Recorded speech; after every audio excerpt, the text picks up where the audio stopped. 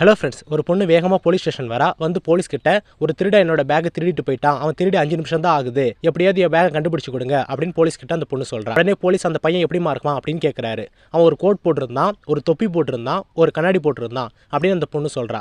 உடனே police jeep கிட்ட வராங்க. ஆனால் ஜீப்பில் வந்து டீசல் இல்லை. போலீஸ் நடந்து அந்த திருடனை பிடிக்க போறாரு. கொஞ்சம் தூரம் போனதுக்கப்புறம் கோட், ஒரு தொப்பி, ஒரு கண்ணாடி எல்லாமே அந்த லைப்ரரி முன்னாடி கிடக்கு. அப்போ கண்டிப்பாக அந்த திருடன் அந்த லைப்ரரிக்குள்ளே தான் போயிருப்பான் அப்படின்னு சொல்லிட்டு போலீஸ் உள்ளார போறாரு. அங்கே போய் பார்த்தா அங்கே மொத்தம் 4 பேர் இருக்காங்க.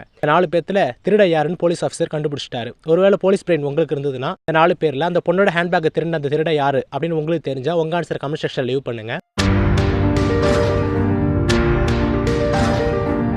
படத்தை நல்லா பாருங்க. பிங்கிற ஆளு கண்ணாடி போட்டிருக்காரு, அப்ப கண்டிப்பா ஒரு திருடா இல்ல. சிங்கிற ஆளு தொப்பி போட்டிருக்காரு, அவரும் கண்டிப்பா திருடா இல்ல. டிங்கிற ஆளு கோட் போட்டிருக்காரு, அவரும் கண்டிப்பா திருடா இல்ல. ஏதா கண்டிப்பா ஆன்சர். ஏன்னா போட்டிருந்த கோட், தொப்பி, கண்ணாடி எல்லாத்தையும் கழட்டி போட்டுட்டு ஒன்னும் தெரியாத அப்பாவி புள்ள மாதிரி லைப்ரரிக்குள்ள படிக்க வந்திருக்காரு.